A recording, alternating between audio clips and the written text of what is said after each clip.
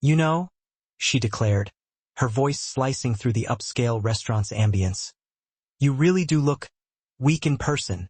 The words, laced with disdain, traveled across the linen-draped table like a physical blow. Heads turned. Conversations faltered.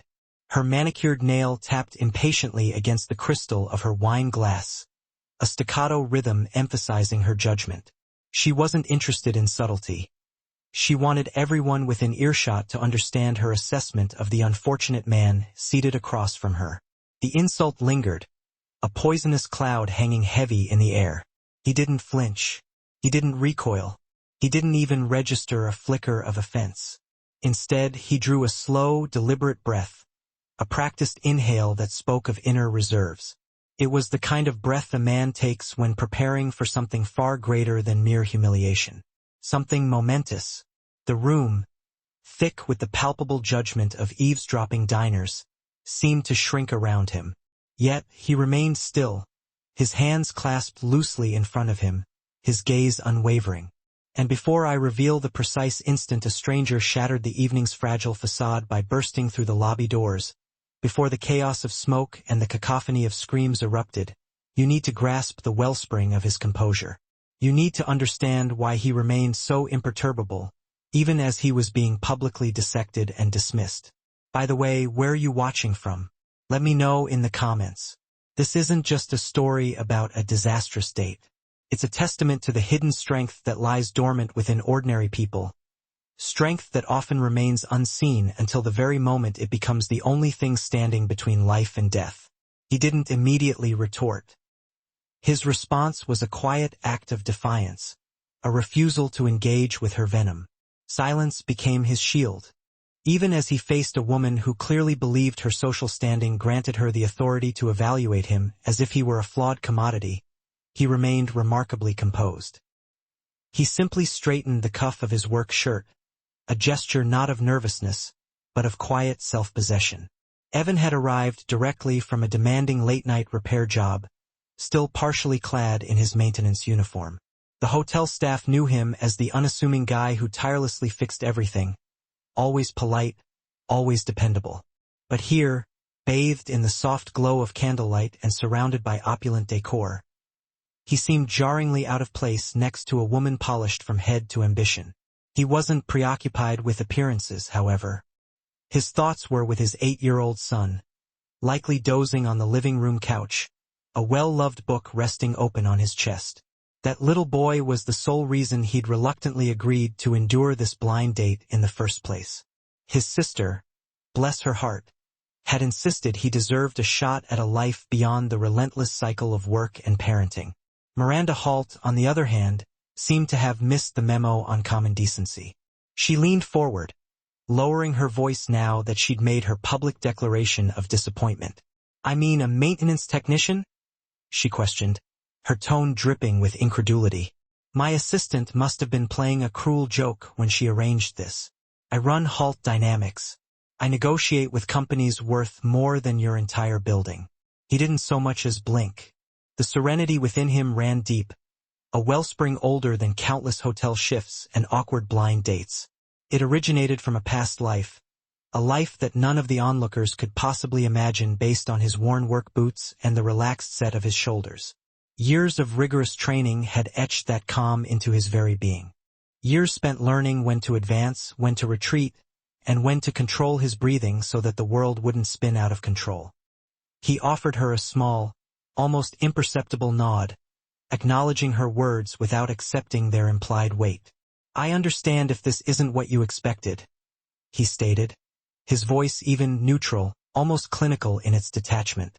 Miranda, blinded by her own prejudice, completely misinterpreted his demeanor. She mistook his discipline for meekness. She huffed a short, dismissive laugh. "Expected? Not even close. My time is incredibly valuable. You could have at least made an effort to look the part." Somewhere behind them, the clatter of shattering dishes punctuated the air as a waiter stumbled, momentarily disrupting the restaurant's carefully curated atmosphere. A small ripple of commotion spread near the entrance to the lobby. Evan registered it instantly, his honed instincts twitching beneath his outward composure. He turned his head subtly, just enough to assess the source of the disturbance without alarming his date. A pair of security guards, their faces etched with concern, moved swiftly across the polished marble floor. Their hands were positioned on their radios, their brows furrowed with urgency. Something had irrevocably shifted in the atmosphere. Something was profoundly wrong. Miranda, however, remained oblivious, still engrossed in reciting a litany of the types of men she typically dated, emphasizing each luxurious detail like a badge of honor. Pilots, founders, investors, each carefully chosen detail widened the chasm between their social strata. He only caught fragments of her self-absorbed monologue, because his attention had already bifurcated, one half still politely focused on her words, the other half meticulously scanning the room, as he had been trained to do. Old instincts rarely faded completely. They simply lay dormant, waiting for the slightest sign of trouble. A staff member bumped into a chair, narrowly averting a disastrous spill. Another hurried toward the service hallway, whispering urgently into a headset. The pattern was unmistakable. He recognized it long before the impending chaos reached the awareness of the other patrons. Something significant was unfolding. He subtly adjusted his posture, his muscles tensing almost imperceptibly.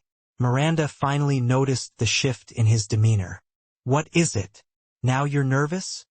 "No," he replied quietly. "Just listening." "Listening to what?" she scoffed, rolling her eyes. He didn't elaborate. He didn't need to. The atmosphere in the room was subtly changing around them, but she remained blissfully unaware of the tremor rising beneath the evening's superficial calm. She rolled her eyes again, clearly annoyed that he was no longer hanging on her every word.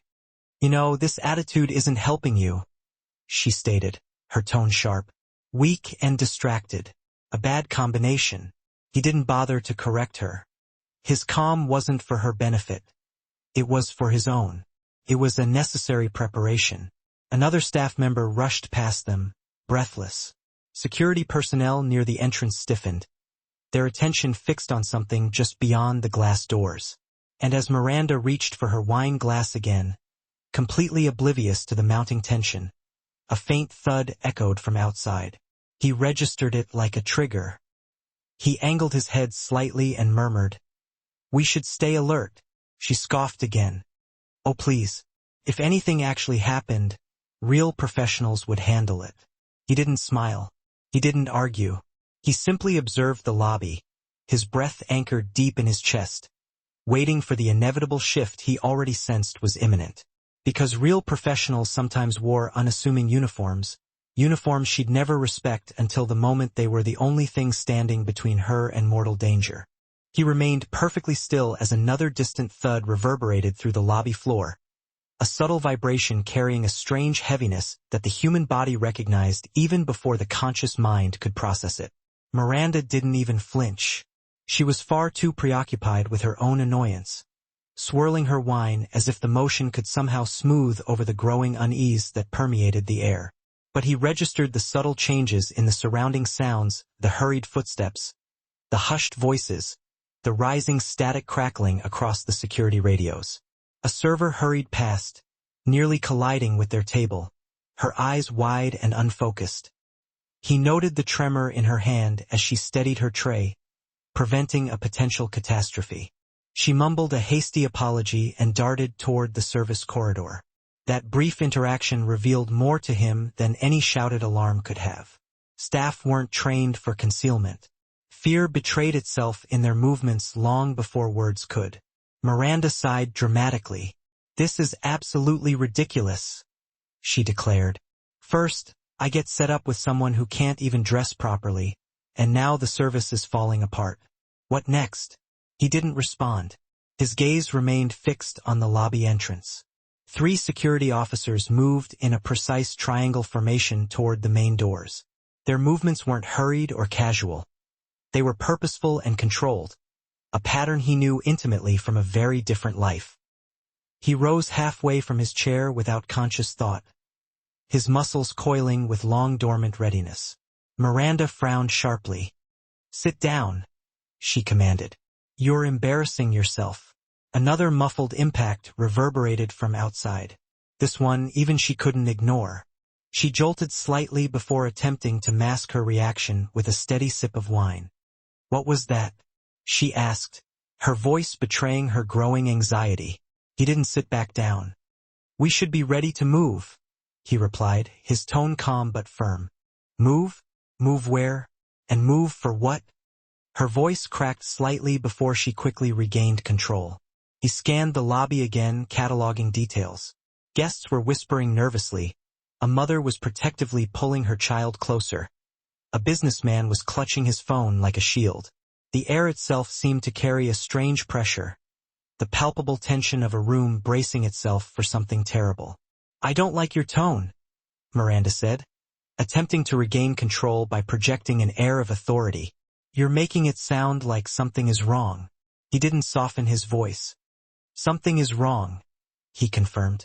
The glass doors rattled violently, the sound echoing through the restaurant. This time, everyone in the room heard it. A hush fell, not complete silence, but that collective, anticipatory inhale shared by strangers sensing imminent danger. Security personnel rushed forward, their hands instinctively moving to their holsters, forming a protective barrier between the guests and the entrance. Miranda pressed back against her seat, finally shaken. Is this normal?" "No," he said simply. He stepped around the table, positioning himself deliberately between her and the lobby doors. The action was instinctive, not dramatic, not heroic, just precise placement. The way he'd done countless times during evacuations, raids, and medical extractions. Calm under fire was a deeply ingrained habit, not a conscious choice. The doors exploded inward. A man, fueled by an unknown rage, barreled through the entrance, shattering glass and twisting metal as if the framework weighed nothing. Shouts erupted. People scrambled in every direction, driven by raw panic. The attacker tossed a small metal cylinder across the floor. It rolled, clicked twice, and then dissolved into a billowing cloud of thick white smoke that quickly enveloped half the lobby. Screams pierced the air. Miranda froze, her mouth agape, but no sound emerged. She wasn't alone.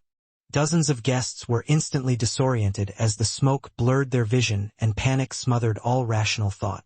He reacted without hesitation. He grabbed Miranda's arm, his grip firm but not harsh. "Move now," he urged. She couldn't. Her heels skidded uselessly against the marble as she struggled to stand, her breath coming in shallow gasps. She was a force to be reckoned with in meetings, a picture of confidence in boardrooms. But here, facing genuine danger, she was completely untrained and utterly unprepared. He shoved a chair aside, creating a space for her, and then nudged her behind a large support column as security personnel attempted, and failed, to form any semblance of an organized response. The smoke had completely disoriented them. Their radios crackled uselessly, filled with static and garbled commands.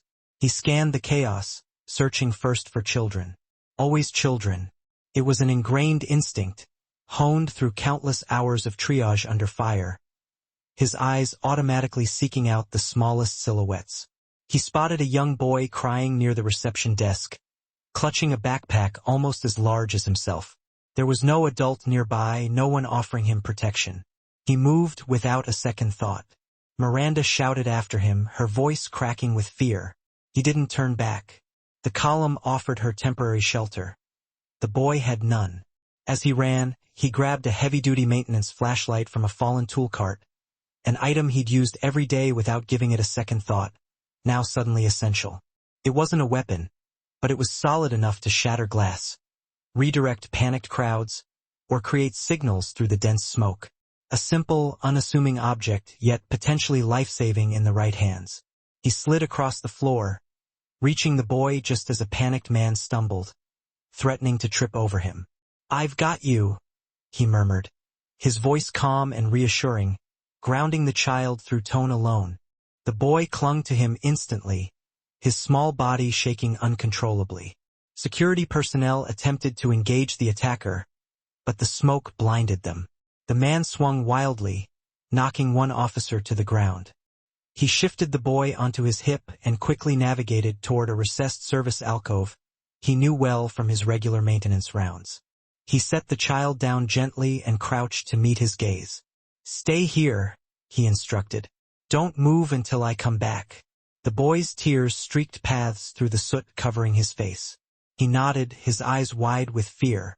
Miranda, still huddled behind the column, witnessed everything. Her earlier insult echoed in her mind like a cruel, ironic joke. Weak. She had called him weak. He was the only person moving with purpose and precision, the only one who seemed to know what to do. He surveyed the lobby again, mentally mapping the movements of the fleeing guests, identifying potential choke points and hazards. His brain slipped back into its old, familiar rhythm. Assess, stabilize, redirect. Miranda managed to whisper, her voice barely audible above the din. How do you know what to do?" He didn't answer, not because he refused to, but because an injured woman crawled into view, dragging herself forward with trembling arms. He ran to her, sliding onto his knees beside her, checking her vitals with a practiced efficiency born of muscle memory, a memory older than his hotel badge. Another scream tore through the smoke-filled haze. Miranda shivered behind her column, gripping the cold stone like a lifeline. And for the first time, she truly understood. She wasn't the one evaluating him anymore. The world was, and he was rising to meet the challenge with a quiet courage that dwarfed her preconceived notions. He checked the woman's breathing, his fingers pressed against her neck, counting the faint pulses beneath the smoke-thickened air. Shallow but present. Her leg was bleeding, likely from shattered glass. He swiftly tore a strip from a nearby linen tablecloth and wrapped it tightly around her calf, fashioning a makeshift tourniquet. The motions were clean and efficient, the kind of movements that came from relentless training, repeated until they were ingrained in muscle, not just memory. She tried to speak, coughing violently from the smoke inhalation. He pressed a steady hand on her shoulder. "Save your breath," he instructed. "You're stable for now." His voice carried the same unwavering calm that had reassured the little boy moments earlier. Another wave of panic rippled through the lobby as terrified silhouettes scattered in disarray. The smoke was slowly thinning, allowing indistinct shapes to become visible, security officers struggling to regain formation, guests stumbling blindly, and the attacker pacing erratically as if searching for a specific target. That unpredictability was the most immediate danger. A target-driven threat was dangerous. An unfocused one was infinitely worse. Miranda remained behind her pillar, trembling, her eyes wide and glistening with the dawning realization that she had completely misread this man. She watched him tear his own shirt sleeve to reinforce the bandage on the woman's leg. She watched him assess the attacker's position without a hint of panic. She watched him remain steadfastly level-headed while chaos engulfed the room. Another thud echoed, the sound of something heavy being thrown across the floor. Instinct snapped through him. He turned his head sharply toward the alcove where he had left the child, quickly checking for any sign of movement. The boy was still there, huddled on the floor, his knees pulled tightly to his chest, clutching his backpack like a protective shield. Good. But the attacker was shifting direction, his movements now less aimless, more purposeful. His gaze tracked across the room, settling on the elevators. That was bad. The elevators were where dozens of guests had fled, naively believing they would find safety inside. If the attacker reached them. He rose swiftly to his feet. "Stay low," he instructed the injured woman. "Help is coming." He moved with the controlled stride of someone who had once navigated far more hostile environments, combat zones, collapsed structures, burning compounds. His boots made barely a sound on the marble floor. He gripped the flashlight tightly, not as a weapon, but as a versatile tool, ready for whatever purpose he needed it to serve. Security personnel were attempting to regroup, but the smoke and pervasive panic had fractured their communication. Their radios were failing, spitting out a cacophony of static with every attempted order. One officer shouted for others to fall back, while another mistakenly believed he was ordering them to advance. The miscommunication was crippling their efforts. He recognized the pattern instantly. This was what happened when a team relied solely on established systems instead of individual instincts. When a single point of failure brought the entire structure crashing down. He moved quickly past toppled chairs and spilled drinks, stepping carefully around a fallen chandelier ornament that had been knocked loose by a fleeing guest. He approached two officers who were struggling to orient themselves. One was waving his arms frantically, shouting confused instructions. "Sir, get back," he urged. "We need you to evacuate with the others. Evacuation routes are compromised." "Evacuation routes are compromised," he stated calmly, his voice cutting through the surrounding noise. "Smoke is driving civilians into choke points. You need containment, not retreat." The officers hesitated, their expressions reflecting their uncertainty. His unwavering certainty unsettled them, not because he was wrong, but because he sounded like someone who had handled live threats before, someone who understood the intricacies of managing a crisis. "You a cop?" one of them asked through a hacking cough. "No," he replied, glancing briefly toward the attacker. "But I've been here before." The officer opened his mouth to press him further, but another scream tore through the lobby, a piercing cry emanating from the far end of the room, where a group of guests had been cornered by a cluster of toppled tables. The attacker immediately turned toward the sound. He didn't think, he acted. He cut across the room, weaving between overturned chairs and spilled silverware. Miranda watched him go, his form quickly disappearing into the thinning smoke. For the first time, she fully understood that she had judged someone without knowing the slightest truth about him. The attacker lunged toward the cluster of terrified guests. He grabbed a nearby chair and hurled it aside, sending it crashing against the marble floor.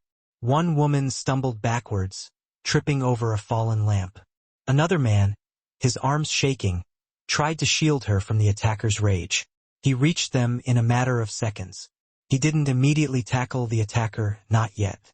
Not without first understanding the man's patterns and motivations. Instead, he used his flashlight, shining the intense beam directly into the attacker's eyes. The sudden burst of light caused the man to flinch, instinctively raising his arm to shield his face. That half-second of distraction was all he needed. "Move!" he commanded the group of terrified guests behind him.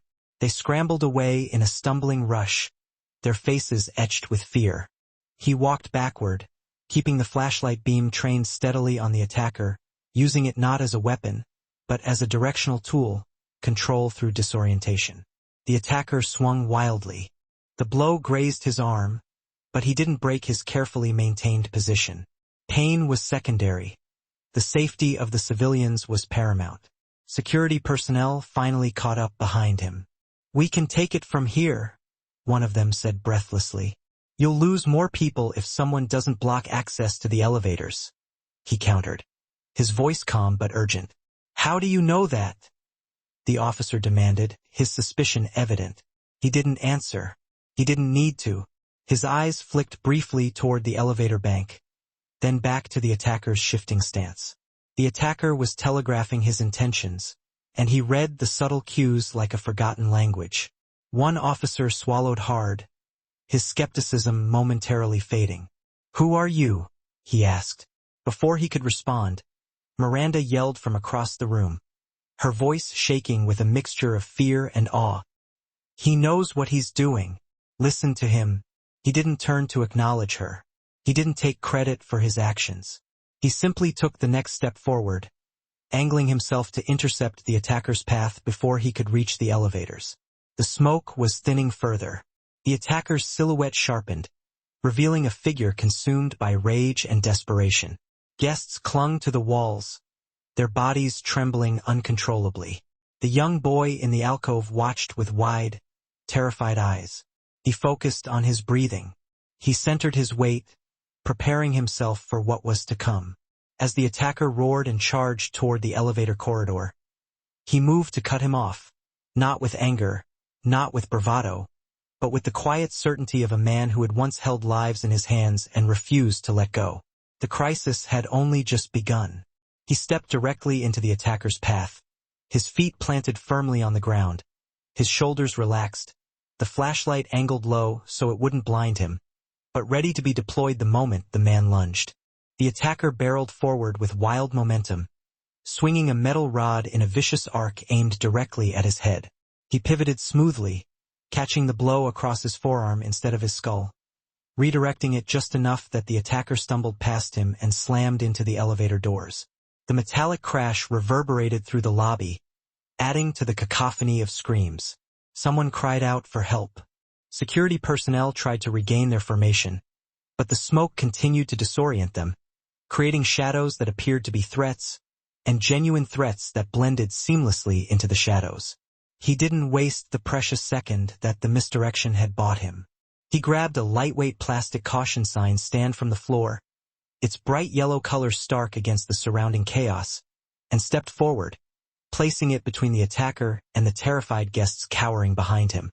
The goal wasn't to engage in a direct fight. It was to redirect the attacker's focus, contain the immediate threat, and buy the civilians precious time to move to safety. "Back up," he instructed the group, his voice steady and clipped. "Stay against the wall and go left." Now, they obeyed instantly. Fear made them compliant. His unwavering calm inspired them to believe in him without question. The attacker pushed himself off the elevator doors, shaking his head like a furious animal recovering from a disorienting blow. His eyes locked on the moving crowd again, his rage palpable. He roared and charged. He kept the barrier angled, deflecting the attacker's forward momentum. The attacker slammed into it, knocking him back a step, but not throwing him off balance.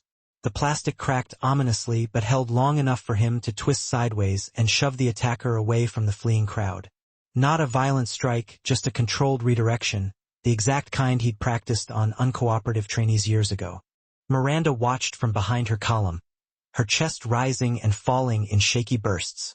She couldn't tear her eyes away from the unfolding scene. Everything she'd said earlier stabbed at her, sharp with shame. The man she had dismissed as weak and insignificant was controlling the situation far more effectively than her entire executive team handled a quarterly crisis. The attacker swung the metal rod again, this time catching him on the side of his ribs. Pain flared hot and immediate, but he didn't retreat. He absorbed the impact with a grunt, grabbed the attacker's wrist, and twisted it just enough to loosen his grip on the weapon.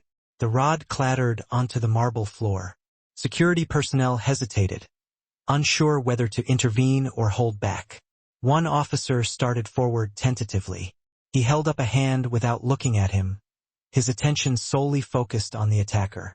"Get civilians out of the direct line of fire," he commanded. "He's unpredictable. Don't rush him."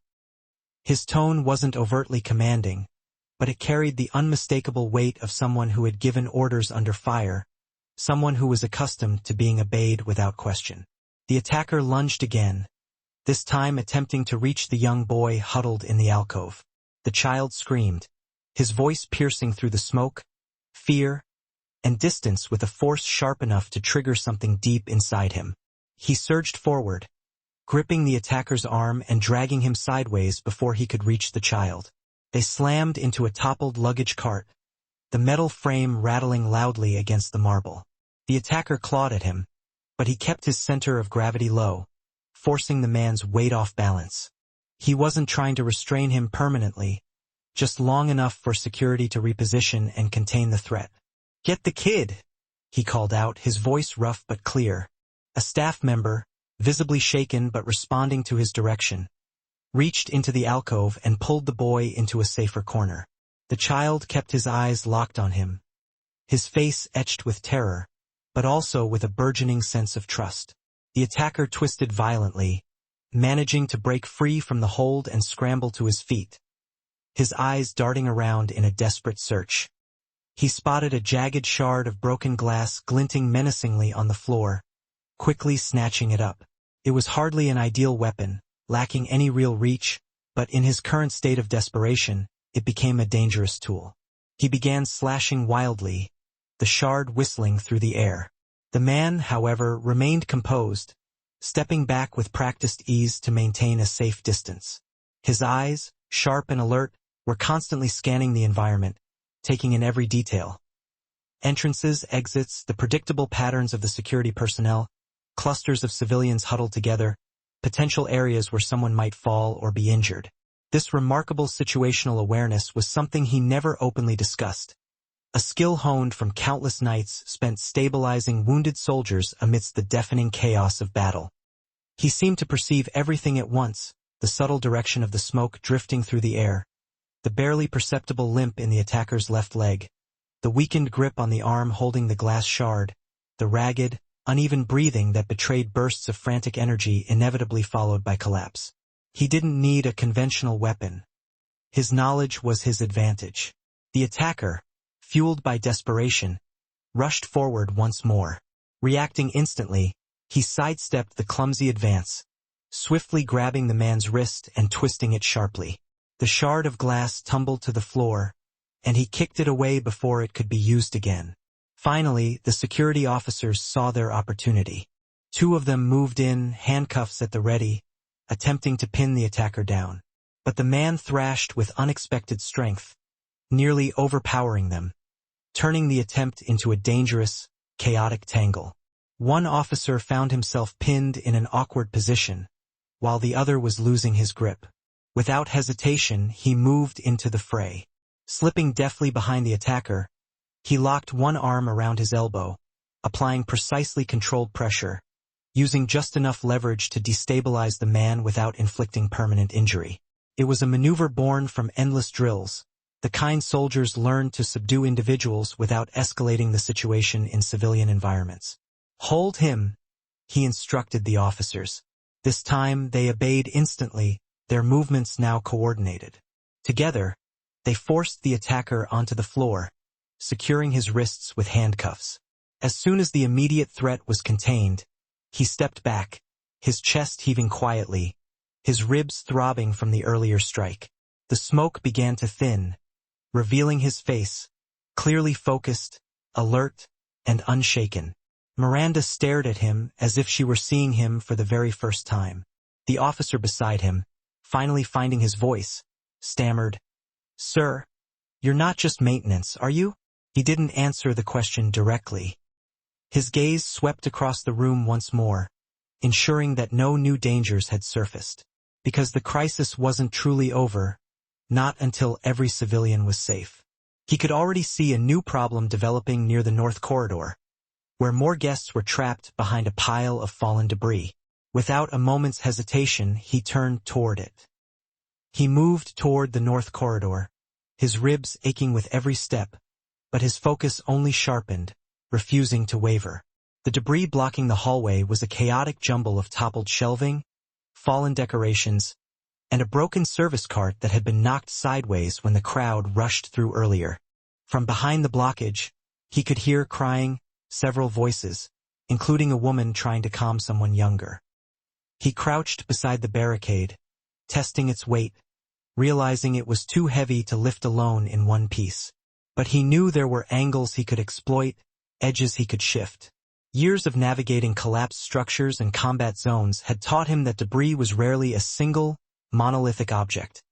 It was a complex puzzle disguised as chaos. "Security," one of the officers called from behind him. "We need you back here." He didn't turn around. "There are civilians trapped. This is priority." Another officer jogged up, panting. "We already called fire rescue. They're 10 minutes out." "They don't have 10 minutes, he said, his eyes still analyzing the structure. "Help me move this top section." The officer hesitated for only a second before stepping beside him. Together, they shouldered the upper panel of wood, shifting it just enough to create a small gap. Dust drifted down. Someone inside coughed painfully. "It's collapsing." A girl's voice sobbed from the other side. "It's stable," he called back, his voice steady enough to cut through the panic. "I'm right here. We're getting you out." The officer looked at him again, wearing the same expression others had shown throughout the night, a look of bewildered recognition, as if they were seeing a version of him that didn't quite fit the uniform he wore. But they didn't question him now, not after witnessing him subdue the attacker, not after seeing the way he read danger as if it were a language he understood fluently. They cleared the smallest section first, creating an opening just large enough for him to slide through at an angle. He squeezed between the debris and the wall, entering the cramped pocket of space where 3 people were stranded. A woman with a bleeding forehead, a middle-aged man holding his arm awkwardly, and a girl no older than 13, shaking uncontrollably. He knelt beside the woman, quickly assessing her wound. Forehead cuts always bled more than they should, but she was conscious, and her pupils were responsive. He tore another strip of fabric from his already shredded shirt and pressed it against her wound. "You're going to be okay," he said softly. The middle-aged man winced, trying to adjust his arm. "I think it's broken. Don't move it," he instructed. "We'll stabilize it before moving you."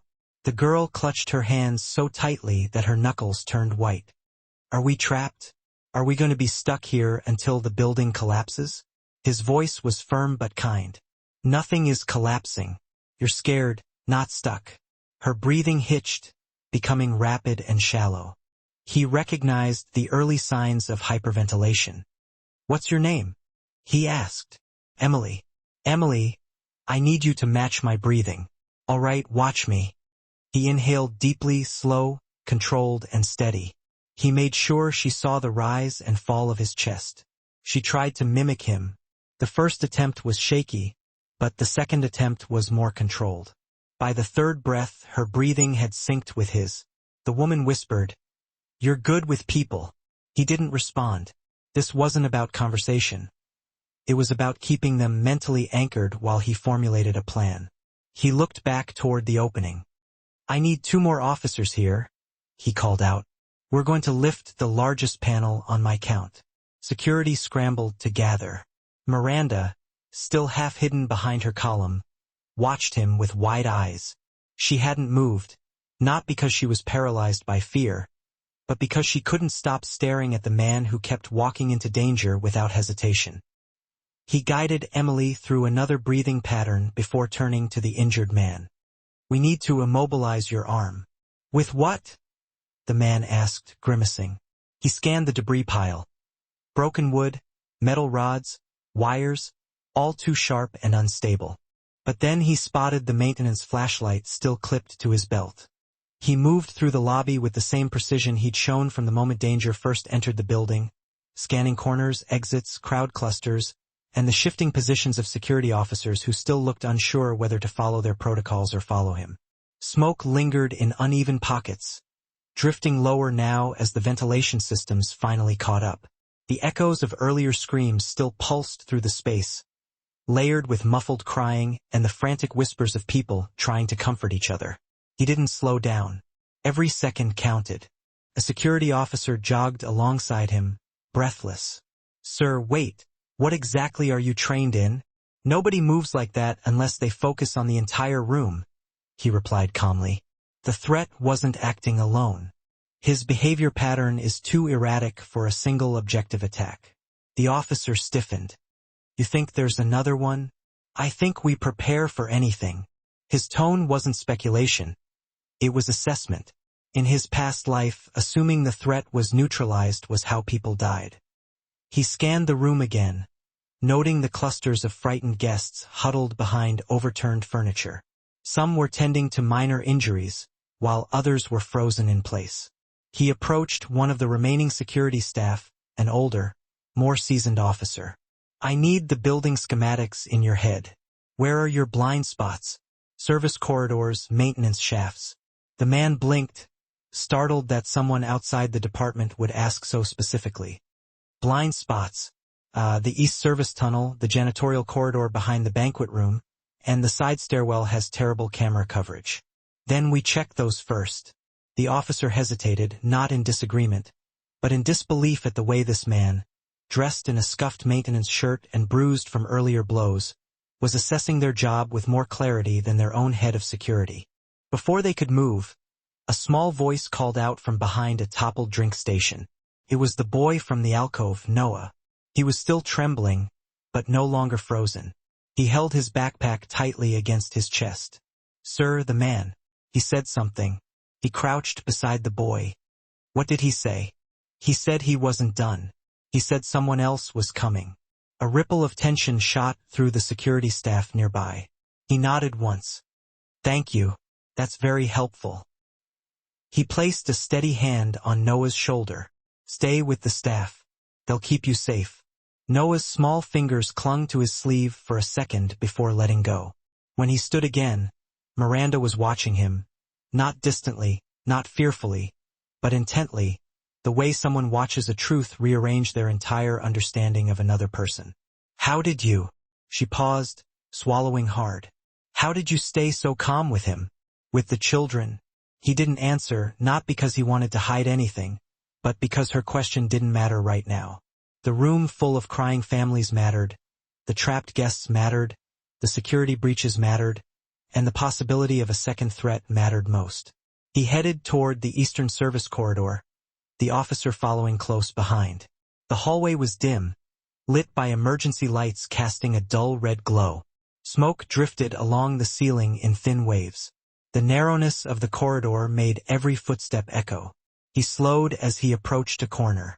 The officer behind him nearly ran into his back. "Don't rush corners," he murmured. "How do you?" The officer started, but then he turned the corner himself, his body angled, his eyes scanning the entire space before committing to entry. The corridor was empty, but a storage door halfway down hung slightly ajar, a streak of black smudge marking the handle. He approached it carefully. Inside, 2 staff members were huddled on the floor, coughing from residual smoke. A fallen shelf had nearly pinned them, but they were conscious. He helped lift the shelving unit off their legs and guided them out into clearer air. "Someone shoved us in there." One of them wheezed. "Didn't see who." He nodded once. "Get to the lobby. Medics will be here soon." He moved again, pushing deeper into the service tunnel. This was where he belonged, not at a dinner table, being judged for what he wasn't, but in the quiet corners of chaos, where clarity was rare and priceless. Miranda appeared at the end of the corridor, her breath shaky from running. "You can't just disappear into the hallways. You could get hurt." "I am aware," he said without turning around. She stopped a few steps behind him, watching the way he moved methodically, efficiently, with a discipline she'd only ever seen in military documentaries or leadership seminars, featuring people far above her pay grade. He reached the end of the service corridor. It opened into a loading area with a partially rolled-up metal shutter. Cold air seeped through the gap. He crouched, touching the ground near the shutter. Footprints, fresh. One set leading in, one set leading out. He tightened his jaw, thinking through the implications. If the attacker had an accomplice, this was where they'd slipped in or out. And if they'd gone back outside, they might not be finished. Behind him, the head of security finally caught up, flanked by 2 staff members. "What do you have?" He stepped aside so they could see the tracks. "Your perimeter is compromised. Someone entered or exited during the first attack." The director's face drained of color. We didn't get the alarm for this door. The system must have failed during the smoke detonation." He finished the director's thought. "Which means it could have been planned." The director swallowed hard. "How the hell do you know all this?" Before he could respond, one of the officers beside the director spoke quietly. "Because he's trained. More than trained." Miranda's eyes widened. The director's voice was lower now, less defensive, and more fearful of the truth they'd missed. "Who are you?" He didn't brag. He didn't flex. He didn't give them his old title. He simply said, "Someone who's not letting anyone else get hurt tonight." Without waiting for another question, he stood and headed back toward the lobby to prepare the next safeguard. Because the crisis wasn't resolved, it was entering its next phase. He re-entered the lobby at a controlled pace, his eyes adjusting instantly to the shifting light. The smoke had thinned, but the emotional haze was heavier now. Fear, confusion, and exhaustion all mixed into a tense silence broken only by whispered questions and the distant wail of approaching sirens outside. Guests huddled together in tight circles. Some were trembling, some were bleeding, and all were waiting for someone to tell them what to do. And somehow, without a title or badge, that someone was him. He stepped into the center of the lobby, scanning every corner again. The head of security trailed behind, clutching his radio like a lifeline, while a few officers waited for direction, the way rookies look to veteran sergeants when the real world doesn't match their training manuals. The director took a breath. If there's a second attacker, where do you think they'll go next? Another entrance? They might try. Not the entrance, he said quietly. The elevators. Miranda, still lingering behind a column, frowned. Why would they go there again? He pointed slightly upward toward the mezzanine area above the lobby. Because the first attacker went straight for crowd zones. It wasn't random. It was pattern-driven. You interrupt visibility, then herd panic toward choke points. Elevators and stairwells are bottlenecks. If someone else wanted to maximize chaos, they'd target the same weakness. The director stared at him with dawning realization. You've done this before. He didn't confirm it. He simply moved toward the elevator bank, his footsteps quick but controlled. The closer he got, the more details he noticed, small things overlooked by civilians but glaring to someone trained for situational reading. A suitcase still smoking from where it had been thrown earlier, a pool of spilled juice mixing with glass shards, a light fixture dangling by a single wire swaying faintly from the earlier impact. He stepped over it and approached the largest elevator.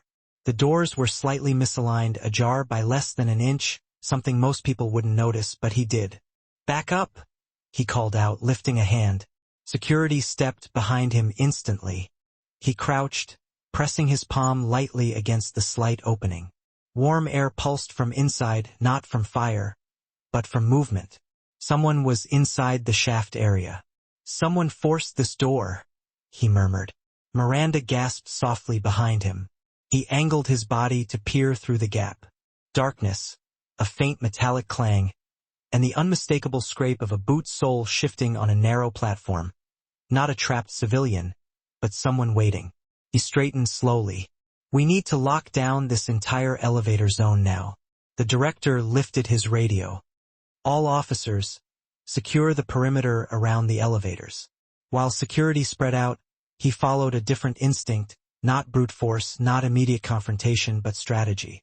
He touched the control panel, noting the disabled lights and the manual override, likely done quickly and sloppily. He knew exactly what that meant. Someone's preparing an ambush, he said. How can you be sure?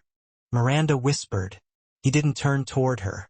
Because this is how you trap responders. The director's breath hitched. You think they're waiting for us to open it? Yes, they want the chaos to restart. Miranda pressed a hand to her mouth. Then what do we do? He didn't hesitate. We bypass the trap. Use the service stairwell behind the banquet hall to approach from the upper access door. The director blinked. The one for technicians only? He nodded. Exactly. They won't expect anyone coming from above. One of the younger officers shook his head. But those doors require a coded keycard. They're locked down after hours. He stared at him for a moment, then tapped the side pocket of his shirt. I have one. The officers exchanged confused glances. Miranda's eyebrows shot up. You have access to secure floors? He didn't respond. He didn't need to. His job as a maintenance technician granted access to every service tunnel, stairwell, storage facility, and emergency hatch in the entire hotel. Places even executives didn't know existed. Places where danger could hide and safety could be built. He moved toward the banquet hall corridor without waiting for questions. The director followed, his breath uneven. Miranda hesitated at first, but something in her shifted. An internal pull she didn't fully understand yet. She stepped forward. Wait, don't go alone. He didn't slow his pace. They had to keep up. They followed him down the dim service hallway. Dust drifted from the ceiling where vibrations from earlier impacts had unsettled loose plaster. The air tasted slightly metallic, the way enclosed spaces did when adrenaline filled them. At the end of the hall, he reached the reinforced door. The lock beeped softly when he swiped his keycard. The door opened with a metallic click. The stairwell was narrow, lit by flickering emergency lights. He stepped inside. The director and two officers flanked him. Miranda stayed near the doorway, torn between fear and the magnetic pull of understanding the truth about this man. He climbed quickly but silently, placing each foot carefully to avoid echo. At the third landing, he stopped abruptly and lifted a hand. Everyone froze. A soft clang vibrated through the wall. Then a voice, low, male, muttering curses beneath his breath. The second attacker wasn't in the elevator shaft. He was in the service landing above them setting up something. The director whispered. "He's improvising," he murmured. "Setting a device or blocking escape routes. Either way, we intercept now." He pointed to one officer. "Cover the left side." To the director, "When I move, you follow." To the second officer, "Block the staircase behind us." He didn't bark orders. He delivered them the way a person does who has led before, who knows how to guide others through fear without feeding it. Then he moved, climbing the last steps with deliberate silent precision. At the top he paused, listening. A clatter, a grunt, a sharp metallic snap. He burst through the final turn, grabbing the second attacker before the man even realized anyone was behind him. They slammed into the side rail, tools scattering across the floor. The attacker kicked wildly, but he pivoted, using the rail to pin the man's arm and force him sideways. The officers rushed in to help. Within seconds, the second attacker was subdued.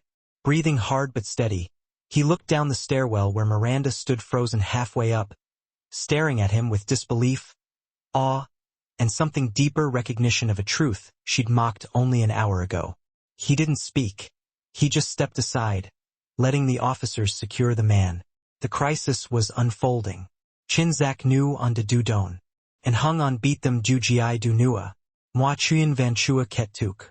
On byuk suong ka tang bo voi tak du cham rai, kim sot nu on de dung ca dem. De lai gia tan songda by quat fuk dui su jiam ju qua kakas I quan. Kak dong ta qua on hu qua. Duok du luong chu kong phi dac tang. Chila tap trung. Moi de doa Thursday hai de by vo hu hoa. And hung dem chua he lang dio. Nu ko gi kok beat. Ti suim lang bao trum kak bac tang dike vu tsong tro nanong any han. Nu the chin toa na dang cho doi du gi kok toi te zara. Miranda Theo on suong tung bac. Nam chatlon convoy and hung gon te run ray. Ko kong noi. Ko kong the. Moi ka hoi komuon hoi du tro nan no bi so voi qui mo qua and hung gi ko vu chung kin. Ko de che neo nuoi denong nai. Ko de bac boon. Ko de goi on la yu dui. Va on vua non chan mot kutan song Thursday hai bang te kong. Kai on byuk tro lai san. Moi truong lai the doi. Bat han lon han. And hung van bat on. Koi de tan tan mot lon koi mong. Kok kuatitam tan tung nam no. Trayam bam chat lay chami. Kakas I quan dung kan gac. Kongchik lu ho dang bao vi toa na hebat luke cho doi them chi ti. On ra sot kuan mat qua ho. On ko the thay mo hin chan thuong dang hin tan hong lon. Soc dong kung. And hung kan run ray no qua noi so hai muon mong. Song o lai lao ma kong ko chi dao chik chan. Ko hoi ai du dua ra quiet din noi him song chow. Onkan di chuyen ho den kak ku vukan ton han truok kai adrenaline bien tan han lon. Truong bo fan and nin voi vha den choan. Chung tuata kong che duok nuoi den ong tren tang. Kong tim thay thiet by now. And hung on ta dang ko gang gay nu he thong ghi de tang mai kan kap. Nu on ta hon tan on gat dao motitsai. No se kich hot su sut jiam. Ko nia la bat kyai ben trong tang mai du by thuong. Hong lon. Tron tran se lao suong vi tang. Jiam dak nut kan. Chung tuano on moi Thursday. On kong thua nan long beat on. Suchu y qua on de chuyen sang phia ben kia qua kan fong. Noimot so kok dang kok du aveo tuong. Kong the di chuyen. On byuk v phia ho. Mot fu nu trung nian om chat ka contre tuoi teen. Run ray kong kim so duok. Moi chuyen ket tuk chua? Ko ti tam. Tam doi. On noi. And hung chung tua chua hon tan vik juan ton cho kak ban. Jong on mangmot ui gwin tam lang ma moi nuoi theo ben nong du hung toi trong kung kung hong. Kong on ao kong kich tin vung chuk. On quay sang kak si quan gon du. Chia so kok kan lai tan kak nam ten nuoi. Di chuyen ho den fong tik. Du la ku vuk kong john mo and ton not voi nu loi thot him. And hung thuanai, motsi quan lam bam mot catch vo tuk. On kong nin chi dao dash jayam dak kat loy on ta. Siu lam theo loy on I. On kong nin lai ho. On chi teep tuc. Bat kyai by thuang tren muc du ne kan duok chuyen den han lang fiadong. Nan vien ytse veo tu du. Ju and hung nuoi by thuang koi kan duong chin kwa san. Kakasai quan bat dao chuyen dong voi mot thuang hung muatim thay. De la su lan dao kong du a tren guin luke. Ma du a tren su ro rong. Miranda lai chet lang theo doi kai on di chuyen lin mak kap kan fong. On din, hung dan, kim tra kak gok. Tren and chi bang loy noi va su hien dien. Lon dao tien trong su engip kwa min. Ko thay the now la quan ly kung hong tuk su. Vadu kong phi la ju ko tung hok duok o truong kin don hei kak kuok hop hoi dong quan tri. Kai on tien den loy veo fong tik. Noah. Kabi ma on de q truok du. Che den cho on. Oam chat cheek ba lo kwa min. Thuanai zit. Nai noi nai si kwe lai. On an han chong kui suong. Twada noi voi ko rang twa si kong debat siu jugi zra voi ka. Va twada noi that. Kabi vong te om leon. On data moti bon te vung chik len lung du a tray. De kabi tho. Kon ton roy noah. Olai voi nan vien trong fong tik. Vang a.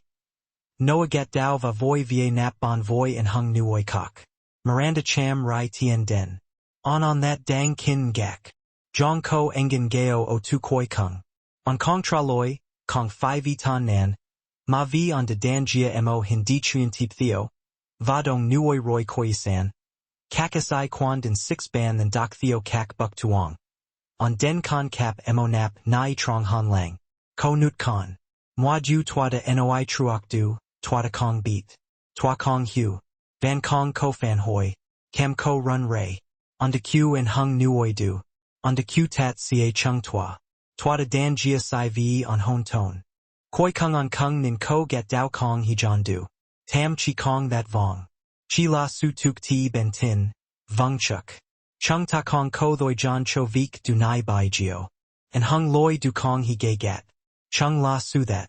Va bang catch now du ju du lam tun thuong nu han bat ky loi trak mang now. Dot nin. Mot tiang kim loi lan vang len tu fia xa qua toa na. Moi nuoi du quay dao vi fia du. Mo kan qua kim loi o dao du sao ben trong de dong sap lai du va cham hok truck track. On chua the noi duok. On lap tuc dung tang. Ko the chuyen ve trang tai kan jiak. Sai gi vei? Miranda titam. Sai gi du nong. On noi ki. Di thoi. Kakasai quan nin lai tap trung quan on. Cho doi chi ti nu the luke hap dan kio ho vi fire on. On dan ho vi fire ongwan em tan han lang gon ku vuk tien ich. Kan qua o du de roy suong mot nu a tu tren suong. By ket vaz vio. Fire sao no. Mot dam dong no kok by mak ket. Tuet vong dap veo no. Modus I quan chue the. Chung ta kong the nong no len nu kong ko tsong siu. On byuk toi, ngoi xom suong de dan jia ban lu. Chung ta kong kan fi nong no len. Chung ta kan fan foi lai trong luong va tan dung diem zoe. On cham veo truck vit dui kung by my mon du ma sat. Mang cho twa mot tan kim loi hok mot san choi, on noi. Mot nan vien che di va tro lai sao vi gia voi mot k sao chik chan. On chino veo vet nut gon ban le va hung trong luong qua min suong dui. Kong jiat man. Chi tak dung mot luke duok kim sot. Kan quaran ri. Ban lu dik chuyen. Mot ki ho rong ra on gat dao voi kak si quan. Hio. Kung now ho nong kan qua by ket len du chow de kok ko the bois ra nagwai. Mot nuoi fu nu na veo vong te on. Nuk no. On du ko bang mot si nam nain hang. Ko and ton roy. Kai 6 kok by mak ket koi kung truet qua. On the ken qua suong. Tiang kim loi vang doi tren son na. And hung moi noi him ben dui no de bien mat. Jiam doc tho ramot catch run ray. Koju gi on kong lam duok kong? On kong tra loi. Thay veo du on quet lai san mot lan nua. Dem so nuoi by thuong. Dem so si quan. Dem so koang trong. Tiang koi bao dong vang len ben nguai geo de gon han to han. Miranda Byuk Den Ben Kanon Jong Noi Nain Hang. Koi Kung Ti Mua Chuyen De Ket Tuk Chua? On Lak Dao. Mua Chuyen Chi Mua Bat Dao Thoi. Tiang Koi Bao Dong Ben Nguai Tro Ton Mot Deep Kook Choi Tai. And hung on Fan Chiu Nap Nai Du Vaz and Tren Kak Buk Tuong Kin Kwa Koksan. On Byuk Vi Phia Loi Veo? Quetlon Koi Mong. And hung Kum Kok Dang Run Ray Va and hung Bong Dong Thay Doi Kwa Kak Si Quan Dang Cho Doi Luke Luong Fanung, and Han Nu Hox and Dang Theo Doi Su, Zut Hien Kwa Hu Truong. Kuak Kung Hong De Nut Chung Toa Na Du Lao Roy. Gio La Luke Chien Doi Vi Tro Tu Ju Vung Tuen Fong Thursday Sang Ban Jiao No. And Hong Kong Ko Gi Trong Ko The On Duok Thursday John. Van Chua. Ms Den Roy. Moten and Vien Bao V Goilan. Jong Noi Run Ray Vine Nam. On Gat Dao Motitsai, Kong Fida and Mung. Malata Thuanan. Su Hien Dien Quan and Vien Yt Kong Ko Nia La Chien Tang. No Ko Nia La Su Foi Hop. Va Su Foi Hop Ko Nia La Du Chin Zak. Quan Yu Nuoi Van Contrang Tin Trang Bat On. Quan Yu Ga Qua Toa Navan Chua Duok Su Ly. Va Mwada Doa. Mak Duda by Vio Hu Hoa. Then Doi Hoi Sunan Chan. On De Chung Kien in Hung Tam Hoa Ma Su Han Lon Ojai, Don Koi Quap Di News and Mang Han Ca Kuok Tan Song. Mot Kan Duong Aro Rong. On Hung Dan. Tau Mot Lan Duong Truck Teep Tu Loi Veo Den Ku Vuk Fan Lo I. Luke Luong and Nin Voi Va Lam Theoan. Kong Kan Thak Mak Tai Saw on Lai Den Dao. Truong Bo Fan and Nin Ra Len Fu Hop Voi Kak Dong Ta Kwaon. Va Trong Vong Vi Phut. San Bua Bon De Hin Ton Mot Han Lang Ko Ka Truck. Bon Gi Duok De Sang Mot Ben. Dam Dong Di Chuen Den Kak Ku Vuk and Tone. Kak Man Vio Duok Don DP Nu Not Ko The. Nan Vien Yt Lao Veo De Thiat Bai. On Byuk Sang Mot Ben. Nguang Duong Cho Ho. Sao Du Hung Den Mot Nuoi Den Cho Nuoi Fu Nu by Thuong Truok Du. Vet Racho Chan. Ko The Ko Man Tui Tin. De Bang Bua. And Hung Kan Tuoi Rua Va Lamsach. Nan Vien Yte Leak Nin On. Nguang Mai Truok Hu Qua Bao Sao Quan. On Lan and Vien Yte Ya. Kong Kan Nua. Kong Sai. Kong Hon Ton Dung De Tuk Juk Nan Vien Yte Teep Tuc. Mot Nan Vien Yte Kok Teep Kan Nuoi Den Ong Voi Nep Den Pin Tu Che. Aida On Din Sinai. On Kong Tra Loi. Mot Nuoi Den Chi Veo On. On Ida Lam. Nan Vien Yte Chop Mat. Du Nai Tuk Su La Sach Jiao Qua. Pi Luke Hon Hao. Loi Ken Kong Dan Cho On. No Dan Cho Ben Nan. The Latat Roy. On Teep Tuc. Miranda Lang Vang Vi Byuk Sao On. Theo Doi Moi Thursday Dien Ra Ko Kong Ko Gang Noi Nua. And Hung Loi Noi Truok Du Qua Ko. And Hung Loi Lang Ma Bat Kan Bam Veo Ko Nu Koi. Vasu That Sao Sak Han Ma Ko Byuk Phi Doi Mat Denong Trong Mat Ko. Kong Yu Dui Kong No Bi Kong Phi Lacy. On Lyle Y Du Due Not Keen Sen Kong Phi Lan Azak. On Lai Tien Den Cho Ka Bi. Kui Suong Gang Tam Mat Ka. Ka On Chu. Noah Om Chat Cheek Ba Lohan. Tuan. Ka Ko On Kong. Ka Ko Gang No Mot Nu Koi Uot. Met Moi. Du Tat. Ka Bi Lai Vong Te Om Leon. Ko The Nobi Run Ray. On Om Ka Them Mot Ga Nua. Gim Ka Suong. De Ka Tho Truok Kai Nain Hangue Ka Den Fong Teek Voyamotin and Vien Yte Ho Tong. Nai Kai Noa Thot Koi Noihim. On Quay Tro Lai Ka Tang Noi Katan Song Thursday Hai De Bai Bat. Kakasai Kwandang Loi Nuoi Denong by Troy Ra Nguai. Lam Bam Dui Hoi Tho Ve Dong Ko. Dong Pham Va Toi Dan. Jiam Dok Trong Chong Gop. Chop Mat Lean Tuc Nu The Dang Ko Gang Su Ly Pham 6 Kwa Moi Thursday Hodabo Lo. On Tien Den Cho Jiam Dok. Ha Thap Jong. Kwa Tang Lung. Han Che Ra Veo Tat Ca Kak Kwa Bao Tri Va Kong Cho Phep Bat Kyai Cham Veo He Thong Tang Mai. Chung Kan Duok Kim Trade Du Truok Kai Van Han. Jiam Dok and Han Chong Gat Dao. Dung Vang Tuet Doi. On Din Teep Tuc Ti Hai Si Quan Kan Sat Byuk Veo Tu Kwa Ben. Sung Duok Deo Ben Hong and Hung Tu The Chuyen Engib. Mo Trong So Ho Byuk Toi. Ai Trong So Kak On De Ju Foi Vik Nan Chan. Jiam Dok Haming Roy Lang Gam Lai. Cham Rai On Chite. Vien Si Quan Quay Vi Fire On. Thuanai. Chung Tuak and Mot Ben Tom Tat V Moi De Doa Ben Dao. Mo hin di chuyen. Thuong tichva fanung. Kanong lan dao qua on denan chan su liotang. Chung tua muon ko loi kai quan truok. On lak dao. Yu tien toa na truok. Moi nuoi kan su on din truok kak boutsao. Vien si quan du du. On chik chu.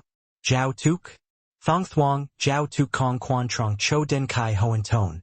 Jong on dap tak kuok tran luan nai lap tuc.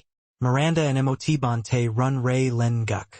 Ko nin on nu the dang chung kien mot su that din hin lai truok mat min. Nuoi den ong ma ko tung den jia bang su engip. Quan avadya 6 geo dung o trung tam qua moti kua kung hong ma on dem tam non chan tro tan tam hoa. Ko byuk den gon han.